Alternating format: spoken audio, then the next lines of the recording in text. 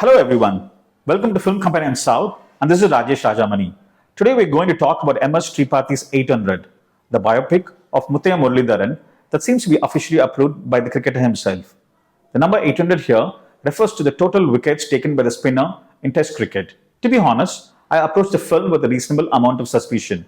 It is one thing to watch a biopic where the filmmaker brings their own interpretation or perspective to a subject, but to watch a biopic that is heavily promoted by the individual it is based on rather than the filmmaker seems slightly off.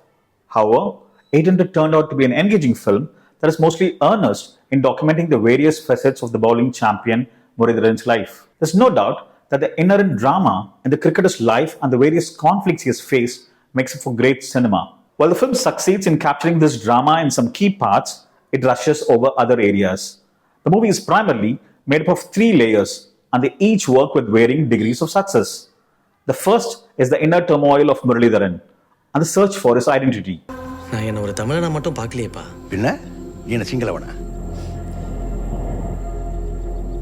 someone who is a hill country Tamil, that is Malayalam Tamiler, he isn't able to identify himself with the Elam Tamils.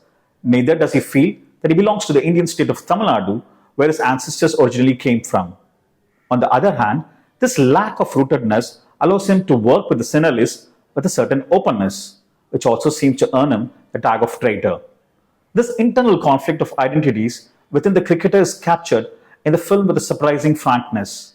There's an interesting scene in the very beginning of the film where the older kids don't want to include Muralitharan because they feel he's too young to play. But he convinces them that he could feel for both the teams and thereby earns a place in the game. This sort of foretells a cricketer's life where he chooses to maintain equal distance from conflicting identities and focuses primarily on playing the game. These were some of the best parts of the film. The second layer is that of his cricketing achievements and the controversy around the chucking allegation issue. These are details known to most cricket fans. While these are interestingly structured, the individual scenes fail to adequately dramatize the events. They're in fact literally presented as bulleted points and feel like a cricket match highlights thrown at us without any drama. And the dialogues are quite descriptive and even banal. So even when Muralitharan's relationship with cricket moves us, his achievements feel like a list of news items and not as inspiring moments. The third layer of the film is probably the controversial one about the ethnic conflict in the island nation between the Sinhalese state and Tamil Tigers. These are presented from Muralitharan's point of view and could lead to polarizing views among the audience. On one hand, it is impressive that the film makes an effort to document the criticism against the cricketer's political stances. But at the same time, it is disappointing that they are narrated quite conveniently.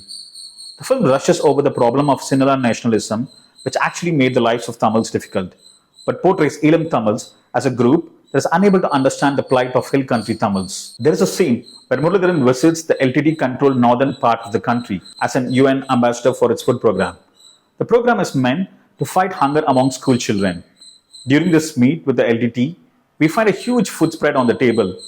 I wondered if this was to signify the LTT's hospitality or to comment on the irony of abundant food at an LTT office when Tamil school children were in hunger. Irrespective of how we interpret that scene, it is clear that Muralitharan argues for a united and peaceful Sri Lanka, which may not actually be acceptable for several Elam Tamils. Madhur Mittal as Muralitharan is absolutely brilliant. Even though the actor doesn't resemble the cricketer, he captures the essence of the character very effectively.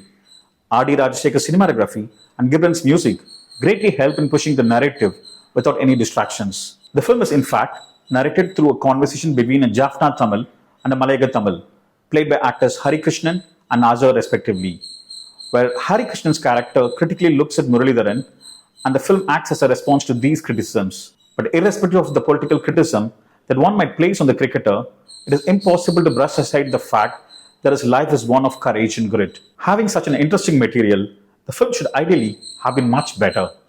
But because Muralitharan's life is by itself very dramatic, 800 managed to keep us quite engaged. Even if it meanders in other areas, we have to credit the film for capturing the inspiring spirit of the cricketer.